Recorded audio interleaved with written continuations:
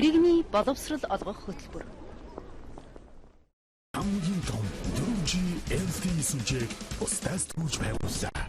Санхүүгийн боловсролын цогц сайт Идүүцэг Олонтбанк.com Олонтбанк. Боловсрол телевиз Өвөр Монголын одон телевиз хамтран үзүүлж байна.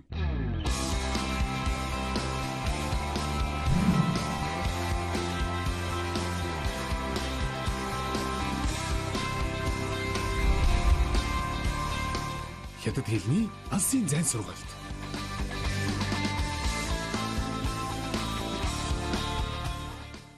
Сайн бацхан үзэгчтэй. Хятад хэлний дунд чатны хичээлд эхлэхэд бэлэн боллоо.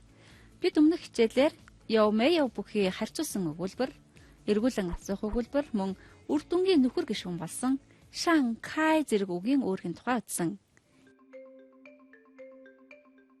Иргэн санацгаая. Хятад хэлний харьцуулсан хэлбэрийн бас нэг өгүүлбэр бол Яомэё гэсэн үгээр илэрдэг. Харин эдгээр нь монгол хэлэнд шиг мэт гэсэн утгатай байх нь. Жишээг харъя. Та зүү дэ фанзы яв, зэ тав фанзы да. Түүний хөсөлж байгаа байр энэ байр шиг том. Харин асуух хэлбэр нь Та зүү дэ фанзы яв мэё, зэ тав фанзы да. Түүний хөсөлж байгаа байр энэ байр шиг том уу үгүй юу? Харин энэ асуултанд үгүйсгэж хариулвал Та зүү дэ фанзы мэё, зэ тав фанзы да. Түүний хөсөлж байгаа байр энэ байр шиг том биш гэж хариулах нэ. Хятад хэлэнд хариулт шаарддаггүй хэрнээ асуух өнгө аястай өгүүлбэрийг эргүүлэн асуух өгүүлбэр гэдэг. Энэ өгүүлбэрийн нэг бүтцэн бүши ма орсон хэлбэр юм. Жишээг хамтдаа харъя. Ни бүши сихуан шуайжаа ма. Чи бүх барилдах дуртай гэвэзтэй гэж орчуулах нь. Харин үндсэн санаа ни шиши хуан шуайжаа буюу чи бүх барилдах дуртай гэсэн утгатай юм. Харин одоо хятад хэлний үр дүнгийн нөхөр гишүүн болдог Шанхай зэрэг үгийн үүргийг иргэн санацгаая. Шан гэсэн үг ямарваа зүйл хоорондоо нийлж хүрэлцэж байгаа үйлдэлийн үр дүн илэрхийлдэг. Жишээ нь гуаншан мөн хаалга хаах, дайшан вэйжин оролт зүүх, сиэшан минзу нэр бичих, дайшан хужао паспорт авах гэх мэт. Тэгвэл кайн онгойх, задлах гэх мэт үйлдэлийн үр дүн илэрхийлдэг. Жишээ нь да кай ливу бэлэг задлах, чэ кай пингуо алим хэрчих, кай мөн хаалга онгойлгох гэх мэт. Үзэгчдээ бид өмнөх хичээлийн агуулга давтлаа, харин одоо өнөөдрийнхээ хичээлийг эхлүүлцгээе. Бид өнөөдөр оршин байх өгүүлбэрийн бас нэг хэлбэр болон тэмдэг нэрийн давталт мөн байц гүшиний үүргээр хэрэглэгдэх дö туслах үг зэргийг үзнэ.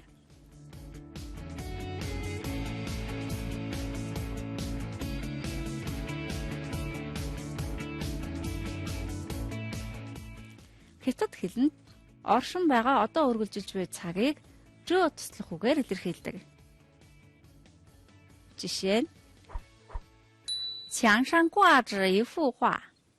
Ханан дээр нэг зураг өлгөөстэй байна. Дараагийн өгүүлбэр.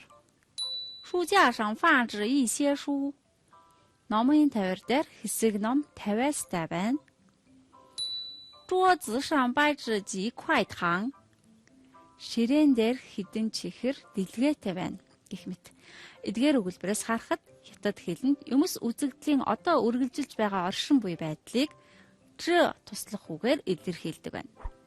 Одоо хамтдаа дараах жишээг харъя. 墙上挂着一幅画. Ханан дээр зураг өлгөөстэй байна. 台上放着很多捧花. Тагтан дээр хідэн сав цэцэг тавиастай байна. 外边停着一辆车. Гадаа нэг машин зогсож байна гэх мэт. Харин одоо дасгал ажиллаж үзье. Та бүхэн зураг харан хаалтанд байгаа үгийг ашиглан өгүүлбэр зохиогоорой.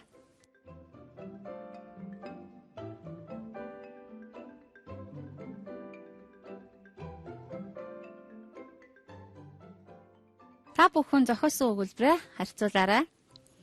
客厅里站着几个客人. Зочны өрөөнд хэдэн зочин зогсож байна. 教室里坐着20几个学生. Ангид 20 хэдэн оюутан сууж байна.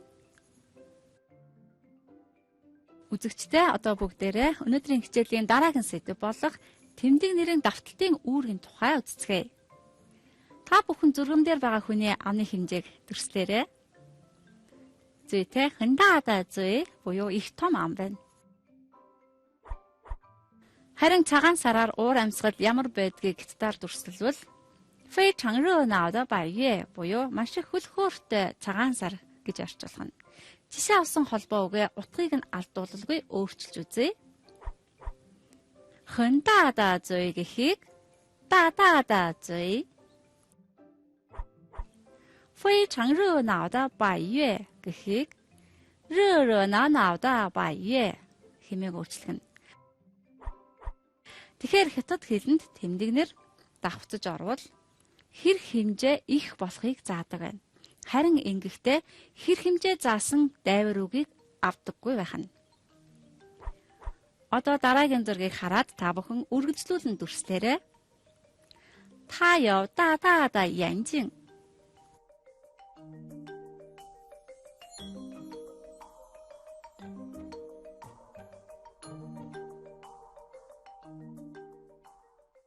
дүрслэлээ харьцуулъя. 他有大大的眼睛，小小的嘴，白白的皮肤. Орчуулбал тэр том нүдтэй, жив жижигхэн уруултай, цав цагаан арилстай гэх нь. Харин одоо үйл үгийг нэмэн дэлгэрүүлдэг байц гүшиний туслах үг болгох дөөгийн тухай мэдэж авцгаая. Өгүүлгүн гишүүнийг үйл үг болон тэмдэг нэрээр нэмэн дэлгэрүүлэхдээ дөө гэсэн туслах үгийг авдаг. Жишээ нь 认认真真的锻炼. Нухацтайгаар биеэ чирэгжүүлэх гэх мэт. Өгүүлбэрт хэрхэн ордгийг харцгаая. 姐姐跟我高高兴兴地说，下个月就要结婚了. Игч надад их баяртайгаар дараа сард гэрлэнэ гэж хэлв. Энэ өгүүлбэрт хэлэх гэсэн үгийг баяртайгаар гэсэн үгээр нэмэн дэлгэрүүлэхдээ дөө туслах үгийг авсан байна. Дараагийн өгүүлбэрийг харцгаая. 弟弟在床上躺着安安静静地看书. Дүү орон дээр хэвтээд чимээгүйхэн ном уншиж байна. Энэ өгүүлбэрт унших гэсэн үгийг чимээгүйхэн гэсэн тэмдэг нэрээр нэмэн дэлгэрүүлэхдээ дөө гэсэн туслах үгийг авсан байна. Үзэгчдээ одоо үг нөхөх дасгал ажиллая. Нөхөх үгнүүд нь бидний мэдих 3 дөө байна. Эхний өгүүлбэр бол 我妈妈做饭做很好吃. Дараагийн өгүүлбэр 她写汉字我看不懂. 他们整整齐齐排队.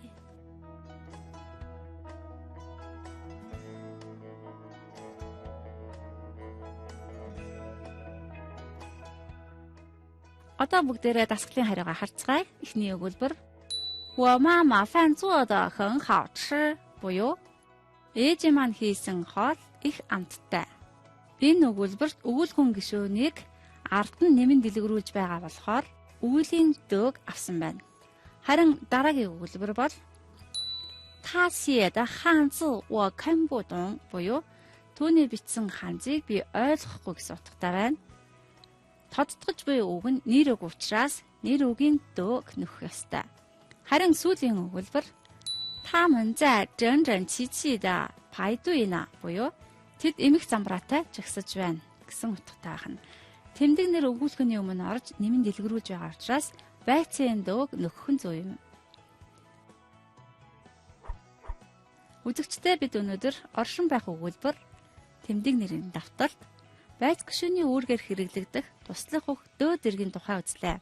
Харин дараагийн хичээлээр орон байрд заасан өгүүлбэрийн 3 дахь хэлбэр, байр байдлын хувирал өөрчлөлтийг илэрхийлэх лөө, Мөн зэрэгцэн нийлмэл өгүүлбэрийн ёо гэсэн хам бүтцийн тухай үзэх болно. Та бүхэн үргэлжлүүлээд Ундраа багшийн уншлагын хичээлийг хүлээн авч үзээрэй. Хятад хэлний алсын зайн сургалт.